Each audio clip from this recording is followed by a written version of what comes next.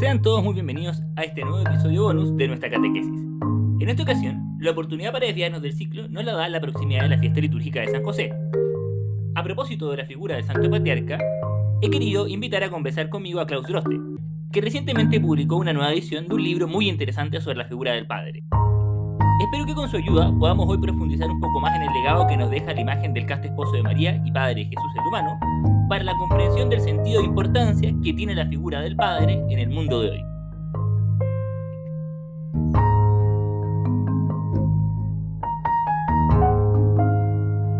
Así que eso, Klaus.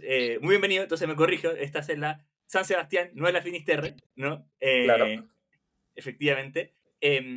Y no sé si a lo mejor puedes partir por contarnos un poco, bueno, como este tema marco, ¿no? De San José y la figura paterna, sino parte a lo mejor contando un poco sobre tu interés por el tema de la figura paterna, ¿no? A raíz de qué es que tú empezaste a escribir este libro y cómo lo has ido investigando, etcétera, ¿no? Ya, perfecto, sí, sí. Mm.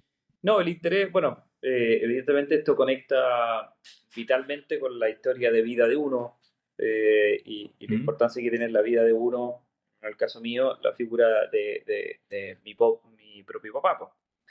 Pero desde el Mm. punto de vista de la investigación y de pensarlo y leerlo, sistematizarlo y profundizar, no, nació Mm. hace yo creo unos veintitantos años, 20 años, en un almuerzo con un profesor de filosofía Mm. eh, que, que dijo un par de cosas que me llamaron la atención y después yo creo que ahí mismo salió la posibilidad de que quizás yo pudiera profundizar en ese tema.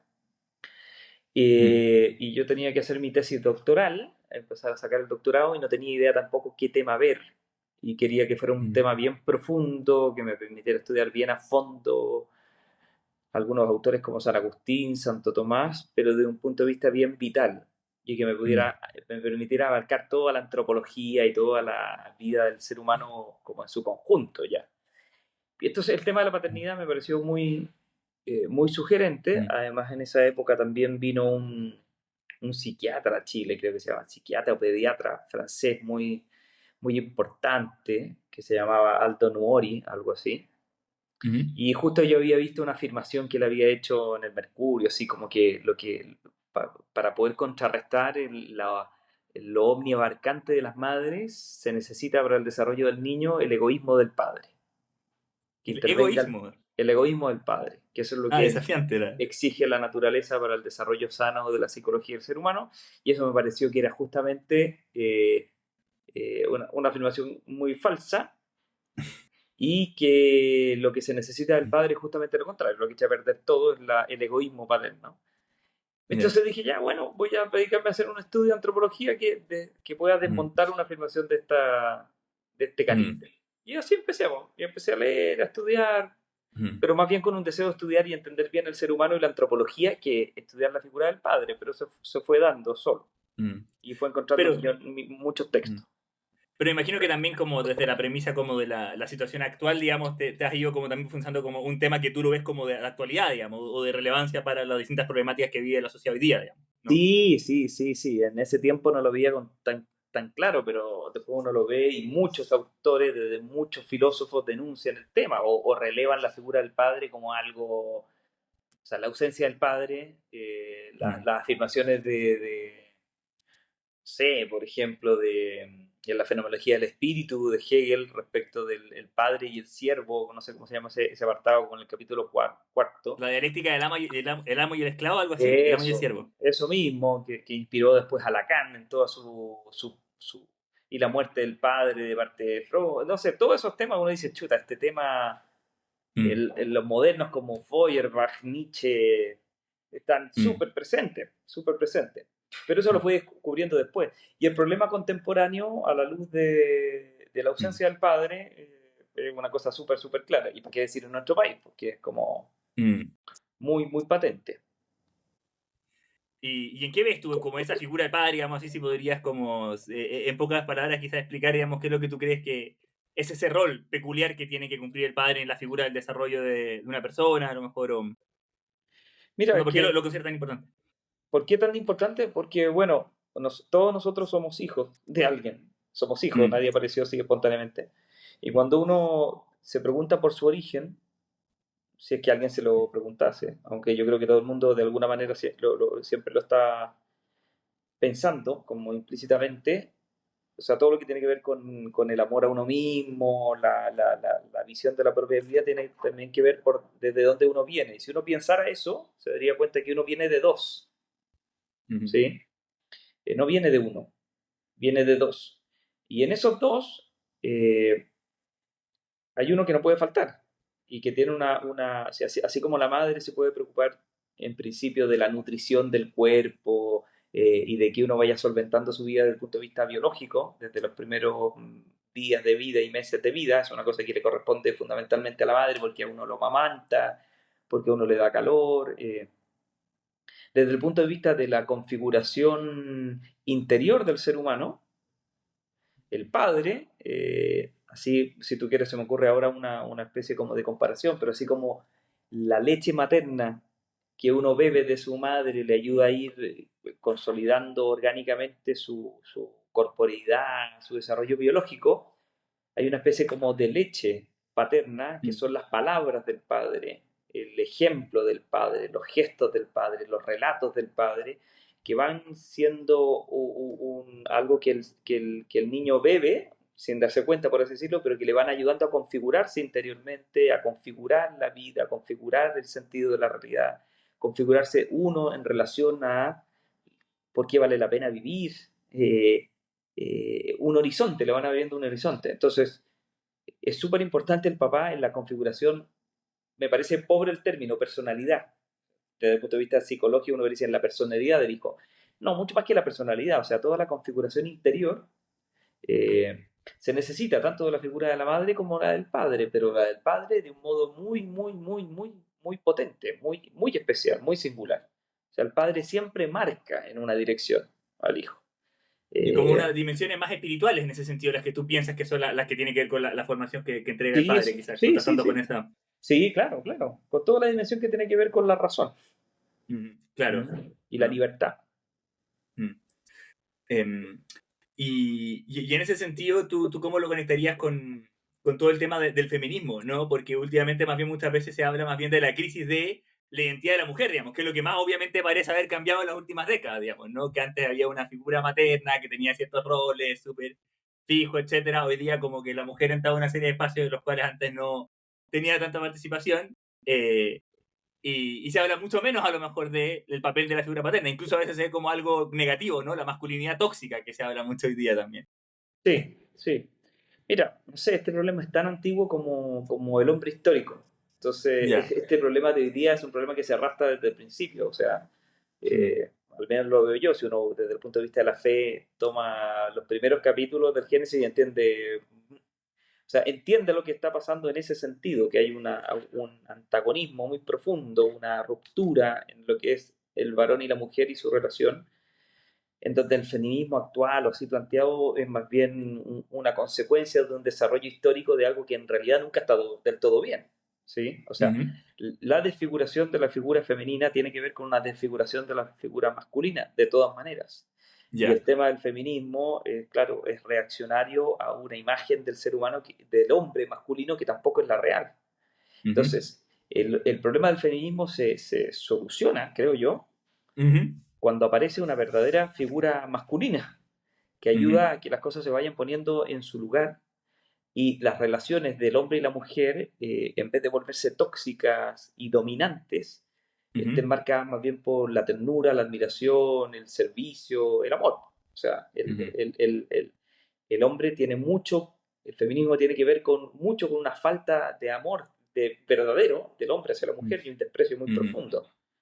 Y un deseo de la ujú, mujer también de imitar la independencia y fuerza del varón como si fuera un derecho. ¿Me entiendes? ujú, Pero al ujú, final, el tema de fondo, que es el servir a la vida de otros para hacerse cargo de la vida de otros, postergando mucho de sí con ujú, alegría, es una cosa muy masculina, muy humana, femenina y ujú, masculina, pero donde el hombre también tiene un papel importante en la configuración que la mujer misma hace de su propia identidad como mujer. ujú, Entonces, ahí hay un problema muy, muy, muy cototo, muy antiguo y que ujú. trasciende con mucho las últimas décadas, digamos, creo Claro. yo. No, y tú ves entonces como esa como orientación al servicio o al don como el rango distintivo de esa adecuada figura masculina en ese sentido. Claro, o sea, si tú ves como que los dones, fuerzas, talentos, cualidades, Ujú. solo tienen sentido en la medida que sirven a otros, ¿sí? Elevan la vida de otros. Y, y en ese sentido, el hombre, eh, cuando orienta hacia el don todo su ser, aparece la verdadera fisonomía de lo que es la vida humana. ¿Mm?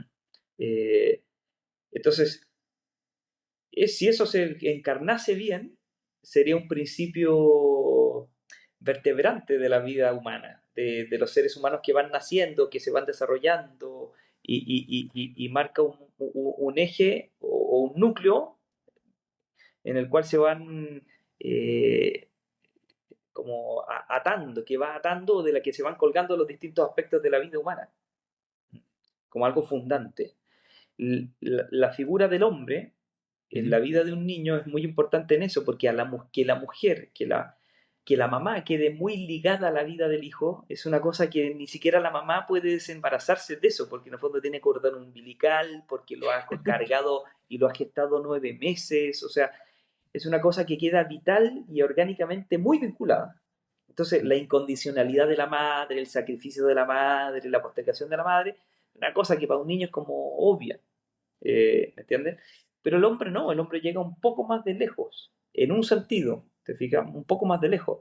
Goza de cierta independencia, puede desinteresarse más fácilmente, puede independizarse de la vida de los hijos de una manera mucho más, le es mucho más posible. A una mujer, ¿cómo lo hace? ¿Te fijas? ¿Cómo se olvida de sus hijos? O Es sea, más como que dices difícil. que lo que para la mujer es algo muy instintivo, para el hombre requiere un acto de libertad en ese sentido. Claro, o sea, para el hombre, desentenderse de la vida de sus hijos, un hombre puede pasar en este mundo siendo padre sin saberlo. Claro. ¿Me entiendes? O sea, ya desde ese punto de Mm, vista. O sea, alguien podría ser padre y no saber que es padre. No hay mm, ninguna mujer que sea madre y no sepa que es madre. No, porque todo mm, comienza desde dentro de ella. Ya. Entonces, mm, cuando tú ves un ser que si tú ves desde una cierta dimensión, tiene naturalmente una suerte de mayor independencia, mm, renuncia a esa independencia por amor a otros, para mm, hacerse cargo de la vida de otros con gozo, porque por eso mm, vale la pena vivir, morir mm, por otros, mm, y que a lo cual tú no estás tan determinado biológicamente, si tú quieres, porque no estás tan engarzado a la vida del otro desde el comienzo, es mm, muy, muy importante de vivenciarlo. mm. ¿Entiendes? El sacrificio de un padre por sus hijos eh, habla muy fuerte. El sacrificio de una madre por sus hijos es como una cosa para un niño como muy evidente, ¿me entiendes? Está muy ahí desde el comienzo. Entonces nos habla mucho más desde de la realidad, del sentido profundo de la vida, el ver que hay dos que se sacrifican, donde hay uno que desde un punto de vista podría estar más al margen y no se mantiene al margen, ¿me entiendes? Porque Sino es que un uso de la sí, libertad mucho más potente. claro. ¿Mm? Oye, y eso también tú lo ves importante, así como clave de lectura, estaba pensando de estas como famosas palabras de San Pablo, ¿no? Polémicas de la epístola a los Efesios, ¿no? En la que dice a las mujeres que se sometan a los maridos, pero al marido que ama a las mujeres. No sé si... em, Claro, ¿ya? ¿Qué quieres decir con no, eso? ¿cómo tú le dirías, digamos, por ejemplo, ese tipo de tradición en la iglesia, en el fondo, ¿no? ¿Cómo que tendría que contextualizar, digamos, esa indicación de San Pablo, ¿no? ¿Por qué esa autoridad del hombre en el matrimonio se es importante y no hay que entenderla como un autoritarismo como tiránico, ¿no? Claro, porque es que eso o sea, cuando se lee desde un autoritarismo tiránico y todo, es que nadie ha entendido bien en el fondo lo que es el cristianismo. O sea, someterse a otro es dejarse amar por otro, dejarse cuidar por otro, o sea, es ser abierto al don, abrirse al don de otro. Entonces, lo que dice San Pablo es como someterse, es como confiar, Mm, entregarse. ¿Y el hombre cómo se entrega a la mujer? No sometiéndola en el sentido de que ahora, gracias a esto, él puede crecer mientras otros disminuyen, sino que al revés. O sea, tiene la responsabilidad de amar sacrificando su vida por el bien de otros. Y la mujer y los hijos eh, deben confiar, ese es el como someterse, o sea, si tú lo piensas, es como decir, el hombre tiene que estar sujeto a Dios. ¿Qué quiere decir que el hombre tiene que estar sujeto a Dios? De que Dios se va a hacer cargo de su vida, o sea, de que le va a facilitar la vida, ¿me entiendes? Estar sujeto a Dios es que nos hagamos, podamos recibir el amor de Dios, ¿m? No para quedar como títeres de otro sujeto, como quien queda sometido a, no sé, pues a la inclemencia del tiempo, que en el fondo te va coartando, del clima, quiero decir. No, este es un sometimiento de seres personales a otros que pueden hacer de nuestra vida algo grande, porque sacrifican su vida por amor a nosotros. Es como, así lo vería yo. Y en esa medida, dentro del contexto cristiano, ¿cómo tú verías la figura de San José en ese sentido como relevante para la comprensión de la paternidad desde una óptica cristiana? No, completa, o sea, no hay ninguna forma de entenderlo mejor que profundizando en lo que fue la vida de este hombre. O sea, ahí aparece, sin que él pronuncie ninguna palabra, el querigma cristiano. Ujú. O sea, toda su vida habla del querigma. Habla de lo que es lo más central, lo más necesario, lo más sólido, lo más sabio, lo más profundo, lo más potente, lo más atrayente. O sea, él lo encarnó, ¿sí? Lo encarna la Santísima Virgen María, lo encarna el Señor, y él lo encarna como varón, persona humana, ¿me entiendes? El Señor lo encarna como hombre, pero persona divina. En el caso de San José, es una persona humana que encarna a cabalidad y refleja la fisonomía de lo que es una paternidad perfecta, un esposo perfecto, un varón perfecto. Eh, entonces, es como maravillosa su figura, su lugar y la actualidad, ¿para qué decir la actualidad que tiene hoy?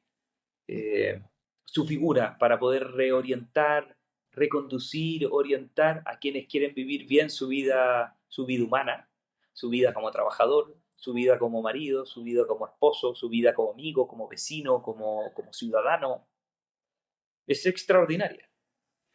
Y sin embargo, también es como difícil, porque a mucha gente creo que le puede pasar, ¿no? Que como figura, claro, San José se te queda como muy por encima porque es tan peculiar también todo lo que le toca, ¿no? O sea, asumir un hijo que no es su hijo biológico y tomar una mujer, pero al mismo tiempo es un matrimonio casto, etcétera, ¿no?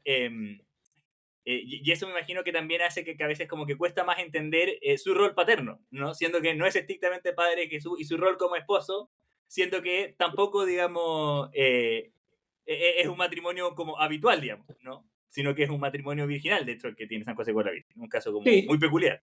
sí, es singularísimo. No ha habido algo igual en la historia ni lo Mm. habrá, pero es padre del Señor desde el punto de vista espiritual, tuvo que ser esposo de la Virgen María, tuvo que trabajar y sostener su familia, tuvo que vivir en un pueblo, tuvo que asumir una cultura, tuvo que arreglársela con sus vecinos, tuvo que salir de su país, tuvo que defender a sus hijos, tuvo que defenderse frente a un poder político complicado y transitar, tuvo que educar a su hijo, o sea, tuvo que sacar adelante la vida, independiente de que si tú analizas, bueno, los pormenores de cómo está configurado eso puede ser muy único, pero el tipo Ujú. de vida que le tocó, lo que le tocó de vivir, es igual a lo que tenemos que vivir nosotros. O sea, Mm.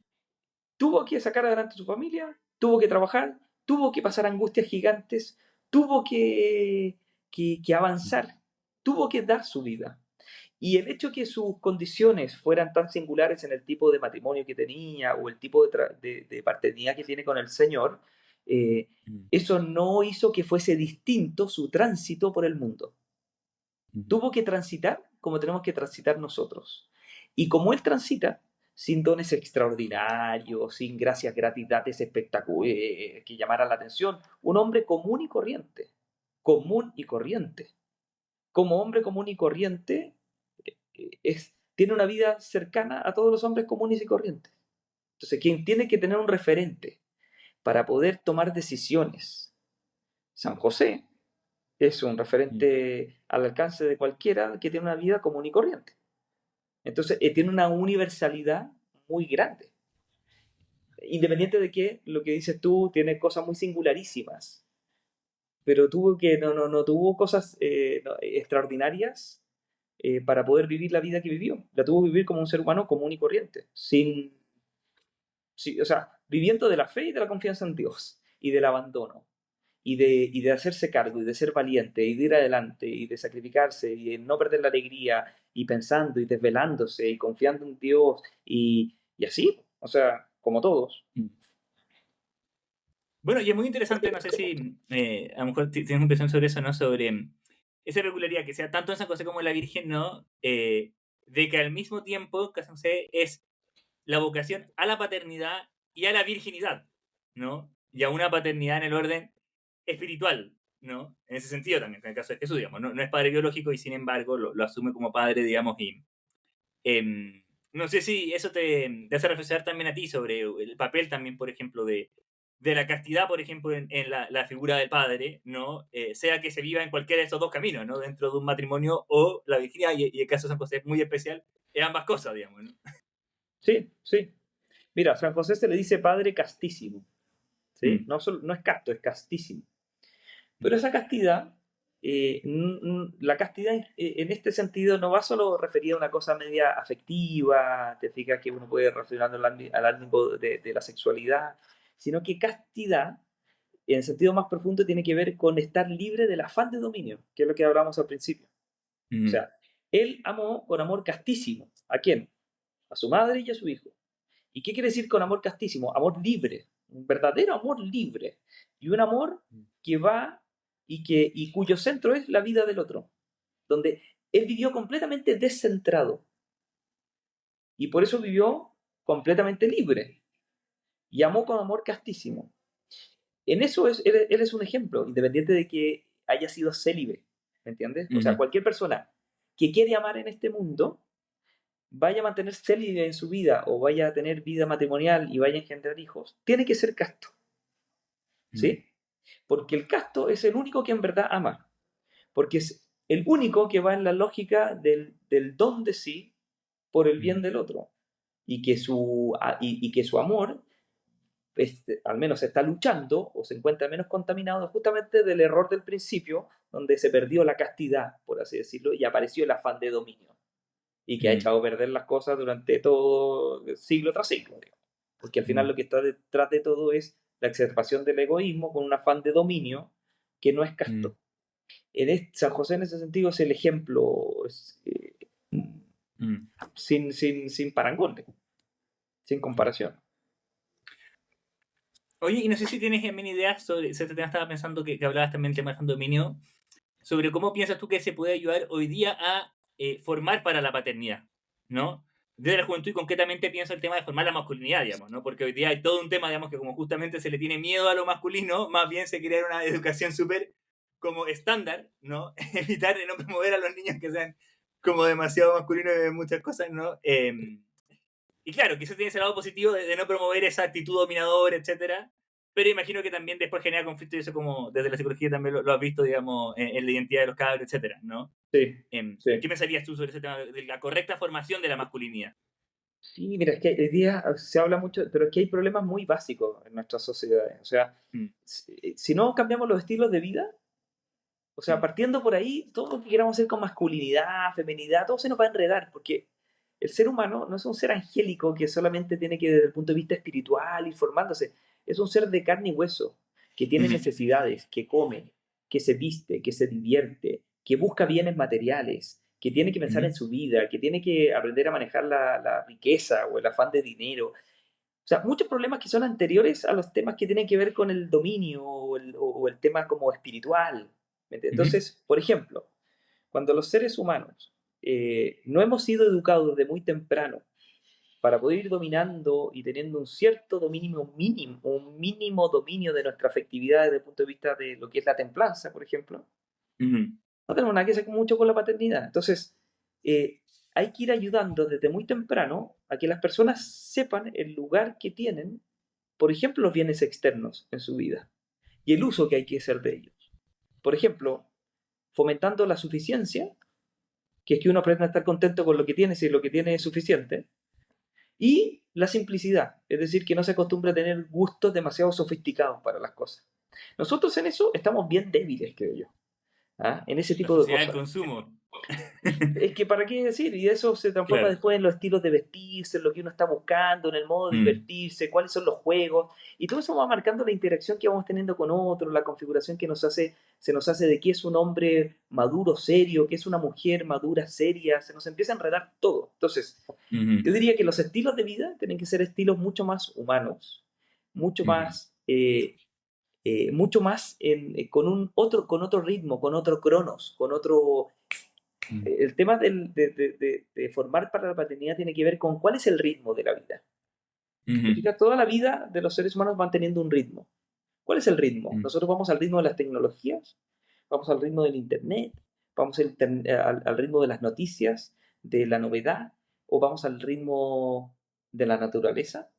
¿Comprendemos el ritmo de la naturaleza? ¿Comprendemos el ritmo de lo humano? Del corazón Mm, humano, del amor humano, de la vida, de la comunicación de la vida, son ritmos. Esos mm, ritmos hoy día están completamente desbarajustados. O sea, mm. con ritmos en la vida que no permiten el desenvolvimiento de una vida humana sana, empezar a pensar cómo educamos para la paternidad, hay que retroceder varios peldaños. Mario Peldaño antes, ¿Me dices tú. entiendes? Ahora, Ujú, lo bueno es que justamente el padre ayuda a eso. O sea, es la figura ujú, del padre la que ayuda a ir instalando un ritmo en la vida. ¿Cuál es el ritmo en el cual tiene que ir la vida? Y ese ritmo, ¿quién lo marca? Lo marcan los bienes, el afán de bienes, la sofisticación de los bienes, la abundancia y sobreabundancia de bienes. Eso es incompatible con la paternidad. Es decir, una mm. sociedad que vive al ritmo de que lo importante en este mundo es la sobreabundancia de bienes y vivir según uno mismo, olvídate de tratar de hacer algo con la paternidad. Porque no está la base, ¿entiendes? Si el ritmo es que hay que procurar bienes a los demás, que podría ser un poco superior, es decir, la justicia, procurar justicia, es bueno, es mejor que lo anterior, porque el otro es contrario a la razón y destruye toda la vida. Pero tampoco es posible, porque necesitas que alguien te diga que el ritmo de la vida o aquello a lo que se orienta la vida es, por ejemplo, la amistad y el don. Con eso tú puedes procurar después la justicia. Y con eso también puedes disfrutar de todo tipo de bienes, pero porque tienes bien orientado desde el principio las cosas. Ese ritmo, esa razón, ese concepto y ese modo encarnado, para poder ordenar la vida, ordenar todos los bienes, para poder hacer de que ellos estén al alcance de todos, que son comunes, que nuestra vida está para que se beneficie la vida de todos, eso es una palabra paterna. O sea, eh, la figura del padre ayuda a que se vaya ordenando toda la educación, pero como consecuencia de toda esa educación va apareciendo en el horizonte qué es ser un padre, qué es ser una madre, ¿me entiendes? Es como Mm. una cosa menos explícita y directa. Es una cosa Ya. es una consecuencia de como tú dices, mira, este es el mundo, esta es la vida, estos han sido mis padres, estos han sido mis luchas, estos son mis debilidades, en esto yo me tengo que enfocar y tu padre empieza a aparecer una referencia en su vida, que es otra, no es la tuya, pero te va marcando en lo profundo. Y eso yo creo que es lo que va haciendo falta. No Y sé de si me esa misma explico. óptica, sí, no, no, claro, y de esa misma óptica, ¿tú crees que también va por ahí el problema de que hoy día para mucha gente, de hecho, ser padre ni siquiera es una posibilidad, digamos, o es una posibilidad muy remota, digamos, ¿no? O se ven como muchas dificultades, muchos miedos a emprender un tema como un compromiso como es el matrimonio, o matrimonios que, bueno, Claro, quieren es tener que mira, hijos, un poco. lo que uno ve con gran tristeza es que no se quiere ser padre. Mm, Gente no quiere ser padre, quiere postergar eso. Eh, y generalmente porque lo ven como una pérdida de la libertad, como muy difícil, como es lo mismo que el matrimonio, ¿para qué? Si, bueno, no, si esto no resulta. Que en el fondo es tenerle pavor, miedo, pánico, estar paralizado y no tener ningún tipo de esperanza, estar desesperado. Y mm, abocarse a una vida mucho más pobre, no sé, como eh, quedarse tranquilo con bagatelas, sin mirar alto, mm, como una vida muy, muy empobrecida. Eso es por miedo. ¿Sí? mm, Eh, Por eso se necesitan buenos padres, porque los buenos padres te van mostrando de que sí vale la pena, de que sí se puede, de que es maravilloso ser papá, de que hay que tener miedo, pero no hay que quedar paralizado al miedo, con esperanza. ¿Mm? O sea, Funde como un esa mundo seguridad que permite romper el miedo, dices tú. lógico, claro, pero que eso es muy difícil cuando no hay un referente de paternidad o de masculinidad seria que te invita a ser valiente, a tener Claro, coraje, a ir adelante, a superar tus miedos, a abrazar la vida. Todo eso, San José es un ejemplo, porque eso es lo que él tuvo que hacer toda su claro. vida.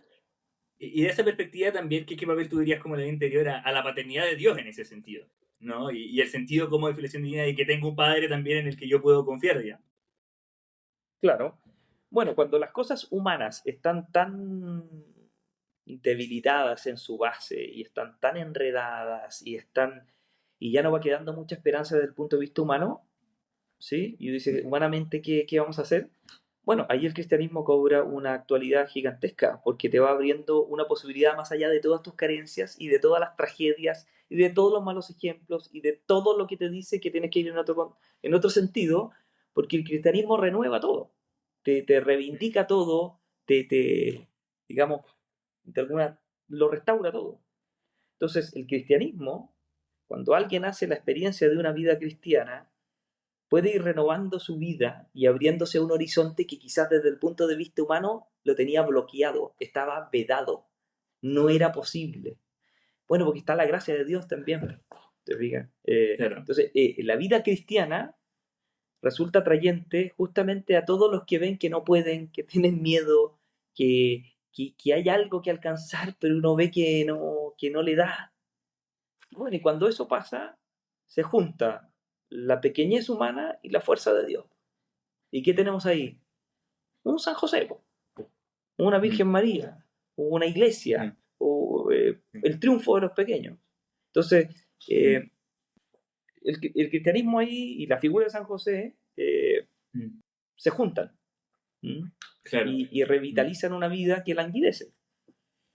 En su esperanza, quiero decir. Bueno, no sé si tienes como mucho más, algo así como que te gustaría decir como para ir cerrando, a lo mejor, o como mensaje para irle dejando a la gente, digamos, de... No, bueno, encomendarse a San José nomás, por conocerlo más. Es verdad. Sí, no sé si conocerlo es bien desconocido, digamos, pero saber de que puede ser un compañero de camino. O sea, el Señor es nuestro hermano, el Señor tiene sus padres, sus papás, la Virgen María y San José, que son nuestros papás. O sea, nadie es huérfano en este mundo. No puede existir el huérfano. El cristiano no es huérfano aunque haya tenido lo que haya tenido como historia familiar y lo que hayan sido el propio ejemplo de su vida paterna, porque el gran problema que tenemos hoy día es que falla la figura paterna, pero es que no falla la figura de San José y María, que son para un cristiano sus papás. O sea, uno podría transitar en este mundo con la misma tranquilidad y confianza que tuvo el Señor, sabiendo que tenía a estos papás, que son los nuestros, y que nos pueden ir ayudando a arreglar nuestra vida, los distintos aspectos que tienen de débiles, de complicados, con sus luces y con sus sombras. Entonces, ser devotos de San José, poner una estampita, rezarle, cosas pequeñas, simples, de infancia, de alguien que... San José no necesita cosas tan alambicadas y está al alcance de absolutamente de todos. Entonces, eso, acogerse al poderosísimo patrocinio y fuerza de lo que es San José, lo mismo de Santa Teresa de Ávila. O sea, el que no conozca este poder, pruébelo y va a ver lo que es la fuerza de San José. La fuerza tremenda. Pues una gran invitación también aquí para muchos de los amigos auditores que están partiendo también este camino matrimonial a la aventura de ser padre, ¿no? Tener siempre adelante la figura del Santo Patriarca, ¿no? Siempre. Sí.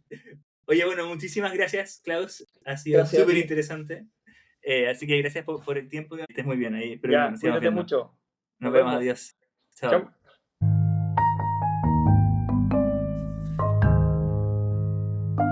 Agradezco mucho a Klaus y a todos los auditores por habernos acompañado en este nuevo episodio de nuestra catequesis. Espero que en esta conversación haya sido de su interés y que sacaran de ella conclusiones que los ayuden a profundizar su camino espiritual y aporten a su vida cotidiana. Como siempre, los dejo muy invitados a enviar sus comentarios y compartir el podcast. La próxima semana espero nos volvamos a ver para retomar el habitual de nuestra catequesis. Saludos a todos.